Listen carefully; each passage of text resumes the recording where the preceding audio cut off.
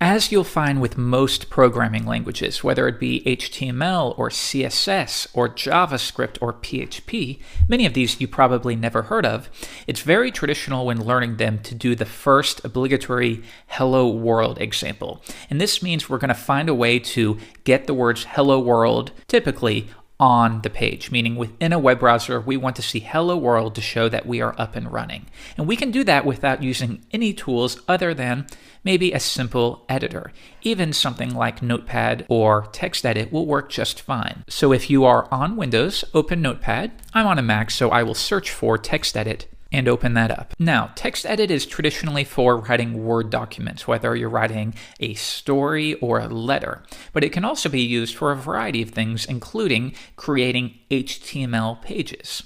So we will use this for the first example, and then I'm going to explain to you why you do not want to do this for your actual coding. But let's go ahead and get Hello World in a browser. So to start, we're not even going to use any kind of markup. We're going to type Hello World, and then I will go to File and save it, and we want to save it as an HTML page. So rather than using the default RTF or TXT extension, we need to specify that this page should be rendered as HTML. Next, I'm going to save it as index, and this is pretty traditional to specify the default page. So save that to the desktop, and now you can see that we have this new file. So if I would like to view this in the browser, I can either open a browser like Chrome, and I can go File, Open, choose that file, or in some OSs like Mac, I can take the file and drag it into the browser, and you'll see that it works like so. And it looks like I have Hello World I. So let's make our first edit. I will come back and change that from Hello World I to an exclamation point. I will save that by pressing Command S, or you can go to File, Save. And if we refresh, we've made our first edit.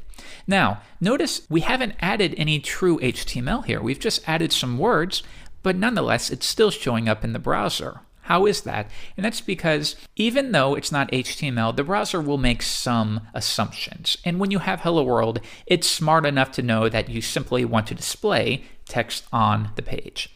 That said, this is something you will never ever do in your projects. You want to use structured markup using HTML. So let's do it the right way. The very first step is we need to specify a doc type. Now, I don't want this to confuse you. I will go ahead and add it, doc type HTML. Now, what this does is it instructs the browser what version of the markup language is currently being used. Now, if this looks confusing to you, you'll be surprised that years ago it was a long string because we had very different versions, whether the strict version or a more flexible version. Now, I don't want you to worry about this too much. Just know it's a way to instruct the browser as to the version of the markup language you're using. Don't let that confuse you, though. Next, let's bring up the text just a bit, so I will bring that up to 18, like so. Next, we need to specify where our HTML is, and we can create HTML tags by doing it like so. Now, note that we have this opening bracket or less than sign, and then we have the name of the tag, and then we close it out. So if we just had it like this, we could add some text. But the problem is the browser will not know when you are finished with this particular tag. So it will assume for as long as the document is, this text will be within the HTML element or tag. You can use those interchangeably.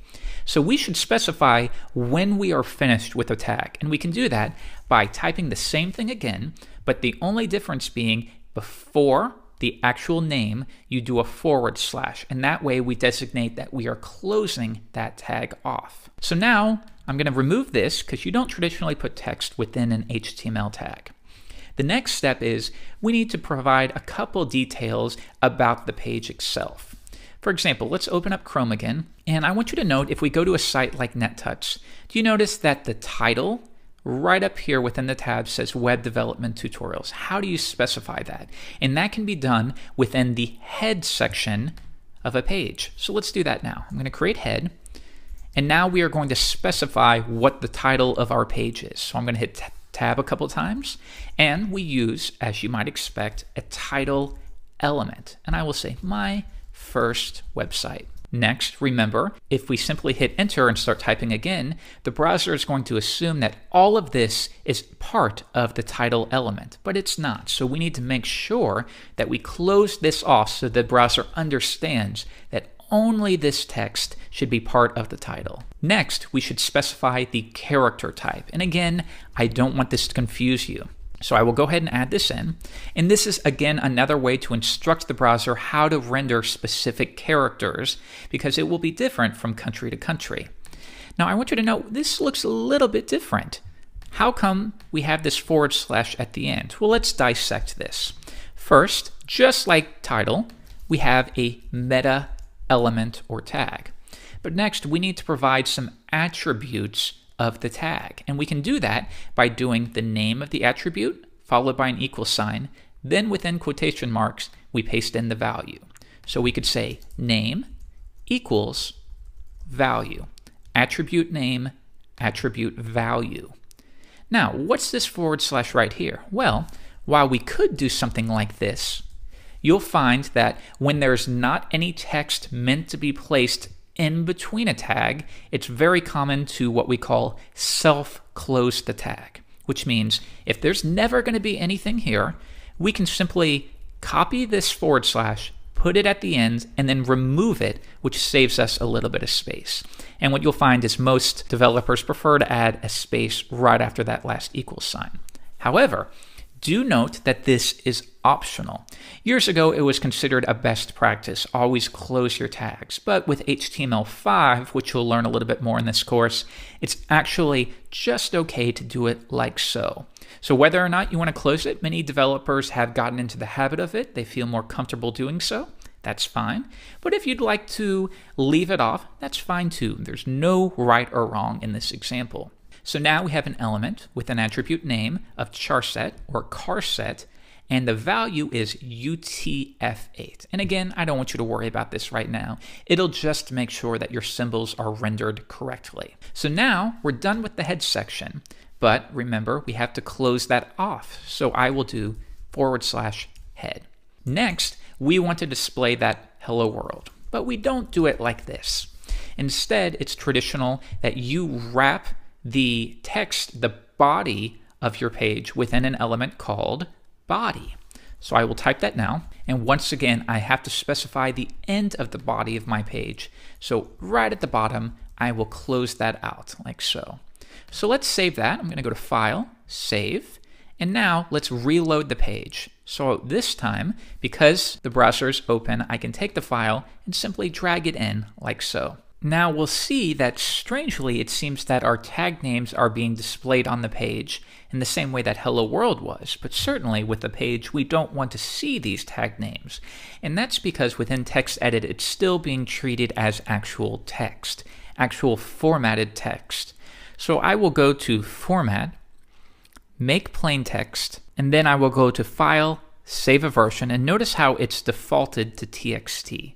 So let's come back and change that to HTML and try to view it in the browser, and now you can see that has changed. So yes, that is a little bit odd, and that's because TextEdit is making assumptions and assuming that you want formatted text when you really want simple HTML. So now you see only what was contained within the body element. If you'd like to get to the markup that we created, we can go to View, Developer, View Source. Now note within each browser this will be slightly different, but you should be able to find it if you hunt around the menu bar. And now if I load the source, you can see this is exactly what we typed. We specified the doc type, which tells the browser what version it is. We've specified where our HTML is. Next, we've specified the head section. Now I want you to note if we come back, it says My First Website, and that's coming specifically from the title element.